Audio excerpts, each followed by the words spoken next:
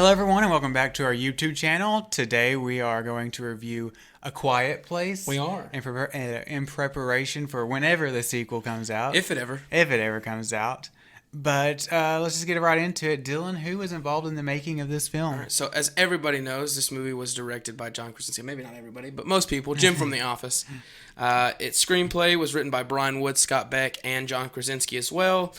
Stars Emily Blunt, John Krasinski's wife, John Krasinski, Millicent Simmons, and Noah Jupe. This movie came out April of 2018, made for a budget of around, it says, according to Wikipedia, between $17 and $21 million. And it made around $341 million at the box office, so I'd say it's a pretty decent success. Yeah, it was a big hit in 2018 for sure, especially considering it's relatively small budget. Yeah, a runtime of about 90 minutes on this one. Yeah, perfect length for a creature feature, as I always say on our other podcast. Yeah. When you're doing a creature feature, you want to keep it around. Try to keep it short. That way you're not trying to drag stuff out more than. Because if you're trying to have a creature feature that's longer than that, I think you kind of run out of things to do. Sometimes. But no, I think this film, just from the opening scene, the way that in this opening scene, John Krasinski and his writing and his directing is able to give us all the information we need to understand what's going on in this world. Definitely. In this opening scene, we see that they have to be quiet because otherwise the monsters will get them. When we get at least a basic understanding of their family dynamic in this opening scene, and it gives us an immediate attention grabber when this little boy gets snatched up by the monsters, and you can see like how fast, if you make a sound, how fast these monsters can get to you. Definitely. It's a great opening scene, and it, without having to just give us a data dump and exposition, it tells us kind of what's going on. Now we get some more data through like newspaper headlines and stuff. We see kind of what's going on in the world, stuff like that. Right after that scene, we flash forward about 400-ish days. Yeah, about a year or so. About around little over a year or so. The opening scene takes place at day 89, I guess, of whatever this situation has broken out. We're day 471, I believe, when we come back, and we see John Krasinski. He's down in this basement or whatever. He's working on some stuff. He has newspaper clippings of stuff. The death toll in Shanghai rises and stuff about Paris and. Information about their specific area, how many monsters they spotted, stuff like that, what might be their weaknesses, and all that kind of stuff, monster sightings. And we also find out there's a notepad sitting on his desk. I think you can tell like the dates that they spotted monsters.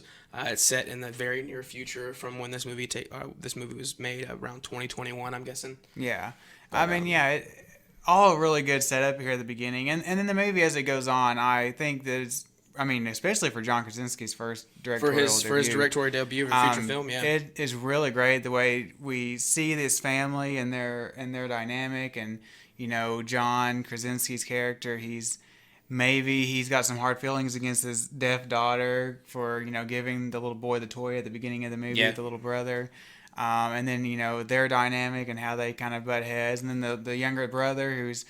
He's kind of a mama's boy, and he's really struggling afraid with everything, and this kind of world that they're living in. He's very scared, and as you mentioned, I think probably because they're married, I think that Emily Blunt and John Krasinski have really good chemistry. They work really well together. I guess it's not really hard to have chemistry with someone that you naturally have chemistry with, especially if you're married. But just because you're married to someone doesn't mean you have chemistry. That's true.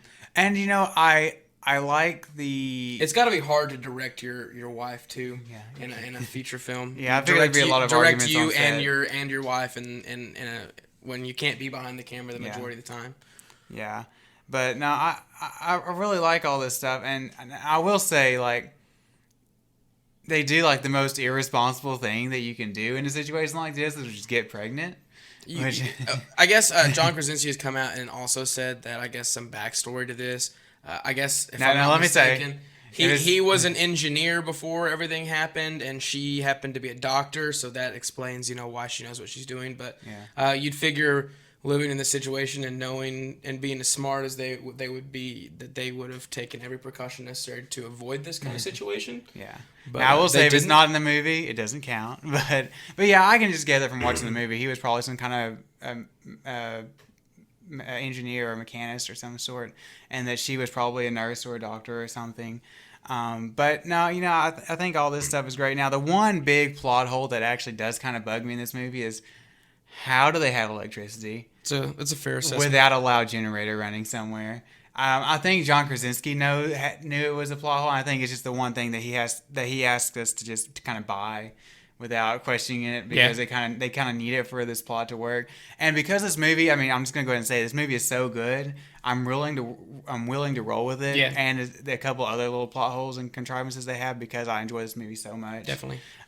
When the aliens, like, I'm glad that we don't, we see them from the beginning, and we see, shots of them, but we never get a full, like, clear shot of them until toward the end of the film, which is really nice. I'm glad that we kind of, shroud the full design, or, the look of these creatures till toward the end of the movie. It keeps you in suspense and makes you, wonder what's going on. Keeps the mystery and intrigue alive. And I like the design of them. I think they're really cool. They're very humanoid. Yeah.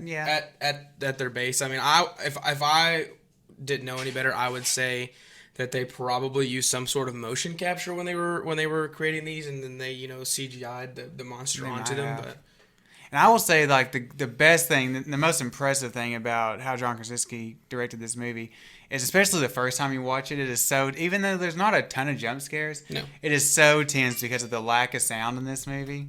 Yeah, it is really tense with the lack of sound in the movie. I think he's done a really good job creating, he does really good with the sound design, though. I mean, like, every little, just like creak of like a board or something like that just really can grate on your nerves and get your your heart pumping. And he also does something really cool with the sound in this movie too. The young girl in the movie who plays his daughter is actually deaf in real life. He wanted to do that for authenticity, and he actually, if I'm not mistaken, I read that he had everyone on set learn sign language so they could communicate with her effectively. Yeah. But in the scenes where it's from her point of view, there's no sound whatsoever, which is a really nice touch. Yeah, I really like that. That was really neat too. Yeah, the sound design of this movie and the sound mix as a whole is just really, really great. Really good. I don't know if it won the Oscar for it or not, but it should have. I don't think so. It is really great. Yeah. But aside from that, I think acting is really great in this movie across the board. Really good. All four, even the two kid actors are really good.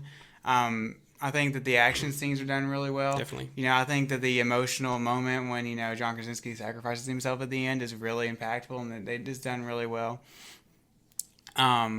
But yeah, I mean, it's just a great movie, It really is. It was really good. It was an awesome theater experience when it first came out. I mean, this was one of my favorite movies of 2018. Yeah. So, I've really enjoyed it every time I've ever watched it. Yeah. I own like 3 different versions of it, I think, but 2 of them are still books. Yeah.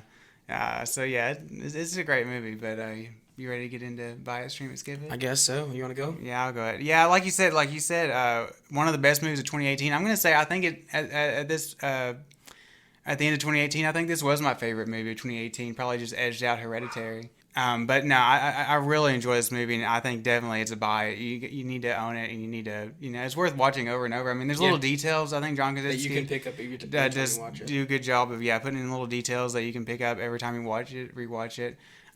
Just little things here and there, and it's just a really great movie. And it's, you mentioned during the record while we were watching it that it doesn't have a high body count. There's like 4 people we see die on screen. 4 people die, I think. But if you don't have to have a high body count unless you're a slasher movie, maybe to have a good horror movie.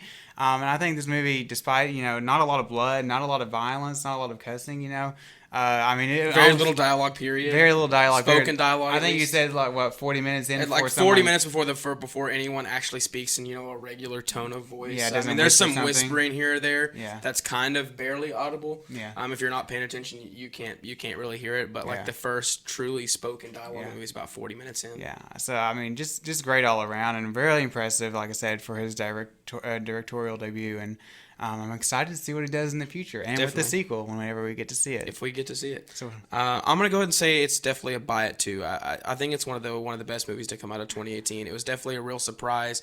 Everyone pretty much knows John Krasinski from The Office, and I don't think people were probably expecting a whole lot when they saw that he was directing a quote unquote sci-fi-ish creature feature type thing.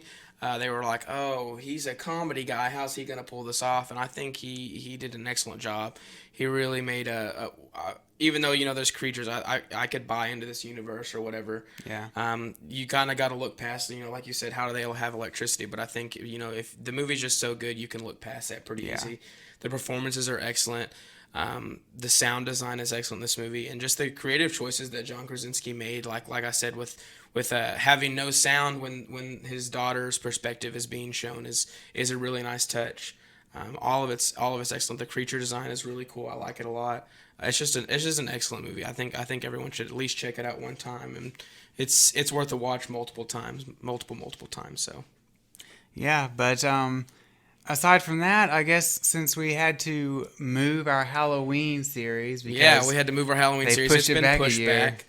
We did get a teaser, a little 30-second teaser, to go with the announcement that it was going back, which just is like a scene from the movie. We see Laurie Strode screaming at the fire trucks as they go by or whatever. So in that place, of course, next week we're still going to do Inception. Yes. Then we're going to do the Sam Raimi Spider-Man trilogy.